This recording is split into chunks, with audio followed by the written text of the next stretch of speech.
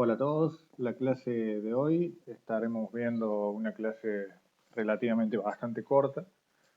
Se titula como Agua para riego. En ella hacemos referencia a esta metodología que se aplica generalmente a lo largo de regiones con deficiencia hídrica.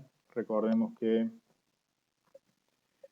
a lo largo de ciertas regiones la provisión de agua no es la suficiente como para abastecer ciertos cultivos bastante demandantes de esta sustancia. Entonces tenemos que aplicarlo por medio del hombre. A lo largo de esta clase nosotros nos centraremos netamente en lo que es la calidad de agua de riego y la relación que tiene esta con el suelo.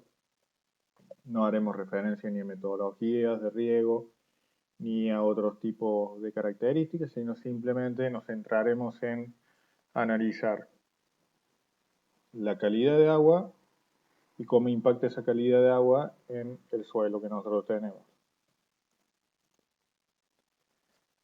Bien, para comenzar a hablar del agua de riego, comenzaremos hablando acerca de una definición bastante sencilla, que es cuando la cantidad de agua aportada por las precipitaciones es escasa, entonces es necesario aplicar un extra, que ese extra es, como les comentaba recién, el agua de riego. Existen diferentes maneras de regar un determinado terreno. En este caso tenemos un riego por canalículos, pero también existe el riego por aspersión, riego por goteo, y básicamente el riego es una práctica agrícola tan antigua como importante, donde los cultivos bajo riego son menos dependientes de los efectos climáticos. Claro, porque nosotros pasamos a ser el que determina el régimen de humedad al cual va a estar sometido un suelo, ¿no? Si un régimen inicial de humedad del suelo era arídico, a partir de un regadío constante puede simular un régimen de humedad údico, generalmente. Eh, entonces, nosotros pasamos a ser el primer intérprete del régimen de humedad de un suelo. Bueno, para analizar la viabilidad de un regadío, ¿no?, de una determinada zona, nos tenemos que centrar en dos parámetros bastante importantes, que son la calidad de agua, por un lado, y el suelo a regar, por otro lado. Esas dos propiedades en conjunto actúan de una manera muy intrincada, ya que la calidad de agua que yo determine va a ser una cosa y su comportamiento en un determinado suelo va a ser otra. Entonces, yo puedo tener una agua de moderada, por ejemplo, de moderada salinidad, en donde esa agua va a funcionar según diferentes permeabilidades de lo que es el suelo regar y también de otras propiedades, tales como las arcillas, la presencia de arcilla, la textura de ese suelo. Entonces, estas dos propiedades es muy importante tener en cuenta que van a estar intrincadas. El cultivo a regar, eh, esto es básicamente la demanda de humedad que me va a, a requerir el cultivo. Por ejemplo, hay cultivos como el arroz que eh, se deben trabajar bajo un régimen de humedad de inundación, y otros cultivos como la vid, los cuales no tienen mucho requerimiento de agua. En lo que es la metodología de riego no vamos a, a hacer mucho hincapié. Básicamente tenemos riego por aspersión, riego por goteo. Si ustedes lo quieren ampliar al tema, lo pueden buscar. Y lo que son las condiciones climáticas de la zona es, bueno, básicamente para determinar un balance óptimo para el área a regar, ¿no? Es decir, para no sobresaturar el suelo de agua y para que tampoco le aportemos agua de menos. O sea, es importante conocer las condiciones climáticas por eso. Nosotros nos centramos en este tema, que es la calidad de agua para riego. Para interpretar la calidad de agua para riego se utilizan una serie de parámetros que evalúan el posible riesgo de deterioro del suelo y la afectación que el uso pueda tener sobre la producción agrícola. ¿Sobre qué parámetros nos vamos a centrar? Sobre conductividad eléctrica, relación de absorción de sodio y carbonato de sodio residual. También están otros parámetros que determinan la calidad de agua del suelo, como los aniones y los cationes presentes y el porcentaje de sodio soluble, que no va a ser de nuestro interés en este apartado. Es decir, nosotros nos vamos a centrar en estas tres propiedades para determinar la calidad de agua de riego.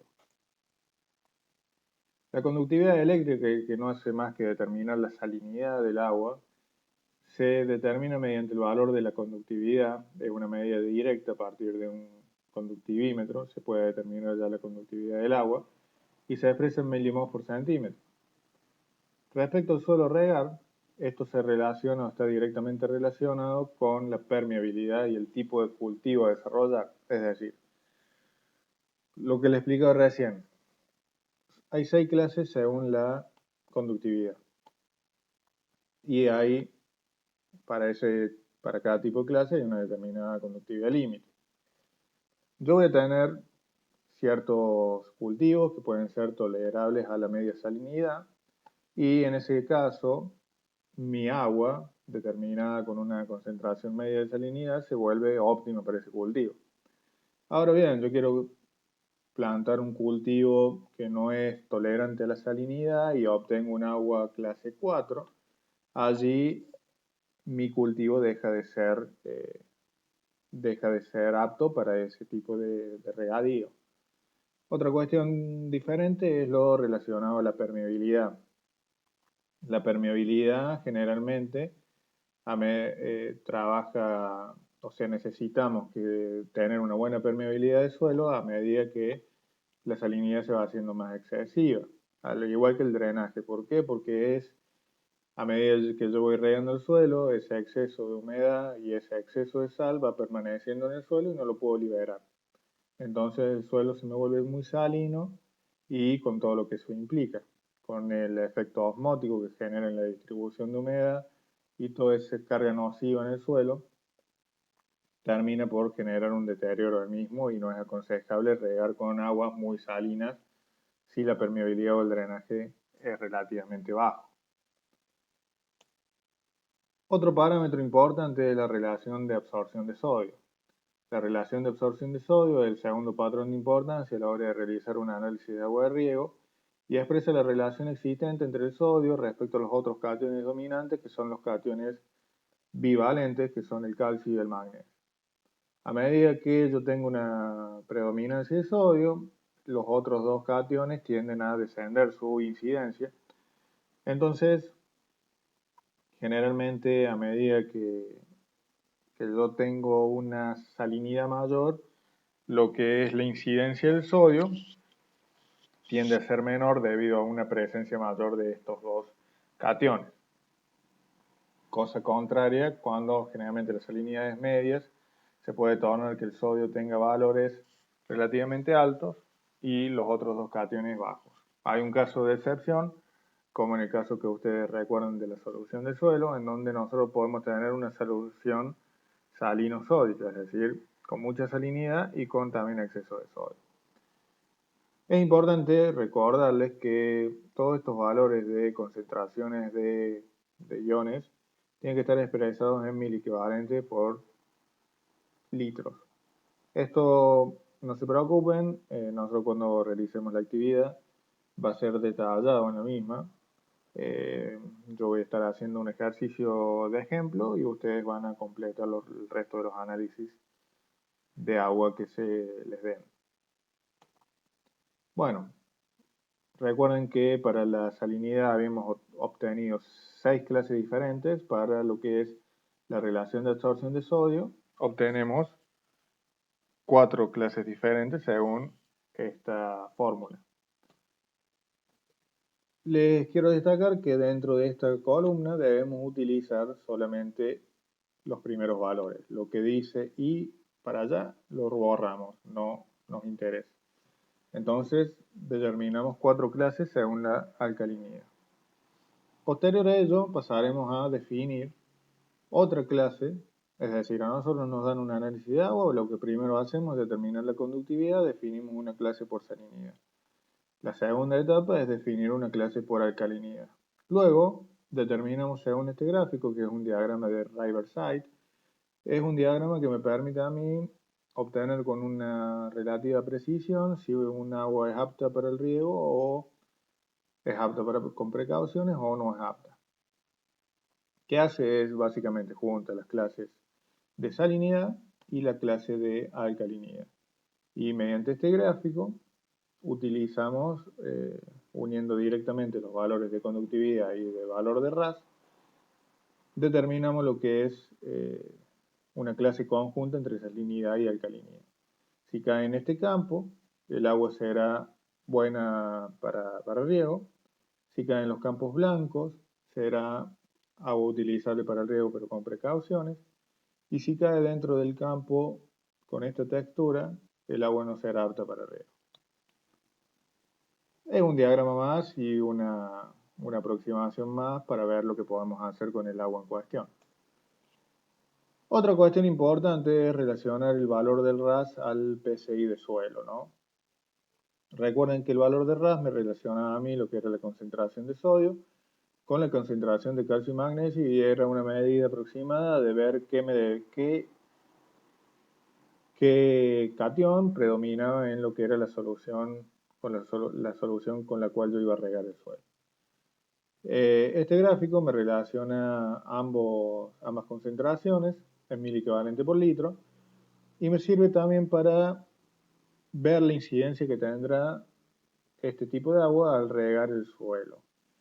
Entonces, yo lo que hago aquí es determinar un valor de sodio y un valor de la suma de calcio y magnesio, unirlos y a partir del cruce dentro de esta recta, puedo determinar por un lado lo que es el valor de RAS, que lo podría determinar también a partir de la fórmula anteriormente descripta, y además esto es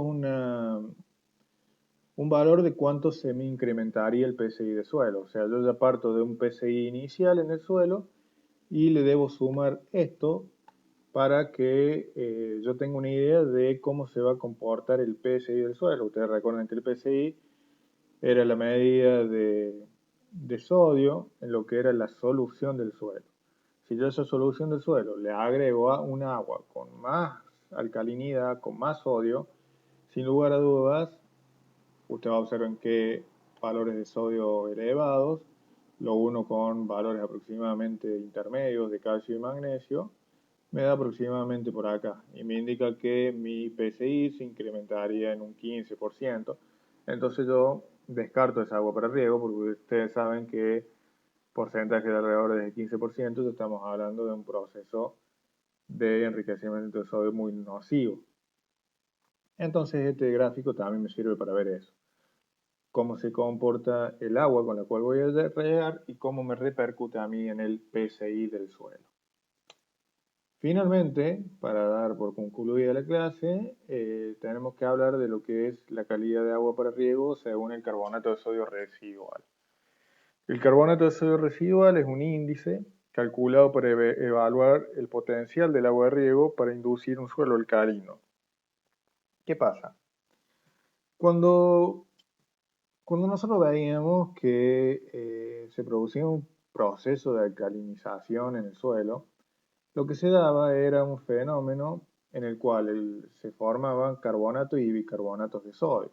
Es decir, estos dos componentes o estos dos aniones son muy propensos a combinarse con el sodio para dar carbonato de sodio y bicarbonato de sodio. Ahí, ¿qué pasa? Se me eleva el pH y se comenzaban a generar todas esas estructuras columnares en el suelo y demás procesos de asfixia del suelo a partir del incremento de sodio, ¿no? Bien, si yo el agua con la cual voy a regar el suelo, o sea, el carbonato de sodio residual hace eso, es relacionar cuánto carbonato y bicarbonato del agua de suelo, perdón, cuánto carbonato y bicarbonato del agua para regadío va a estar disponible en el suelo. Y se lo relaciona al calcio y magnesio debido a que generalmente el calcio y el magnesio precipitan de la mano también de estos componentes, es decir, precipita como carbonato de calcio y como carbonato de magnesio. Entonces yo realizo la resta de estas concentraciones y si tengo un exceso de estos componentes es nocivo para el suelo, es decir, yo estoy regando con los elementos con los cuales el sodio se puede combinar para dar origen a un proceso de alcalinización. Si tengo un exceso de esto, me indica que el carbonato y el bicarbonato se me ha precipitado ya como bicarbonato de calcio o bicarbonato de magnesio. Entonces es una agua buena. Entonces, acá me indica que hasta 1,25 son aguas buenas para riego, ya entre 1,25 y 2,50 son dudosas, con práctica para manejo y enyesado, y más de 2,50 no son aptas para riego. También les destaco que en estos casos puede dar valores negativos, y esos valores negativos indican que el agua sigue siendo buena para riego. ¿Por qué? Porque todo el bicarbonato y el carbonato ya se ha consumido y no estaría disponible para unirse con el sodio. Bueno, esto ha sido el tema agua para riego. Ha sido un tema relativamente corto. Ustedes van a tener disponible la ejercitación y cómo realizar la ejercitación. Cualquier duda o consulta saben que pueden escribirme. Y bueno, nos estamos viendo la próxima.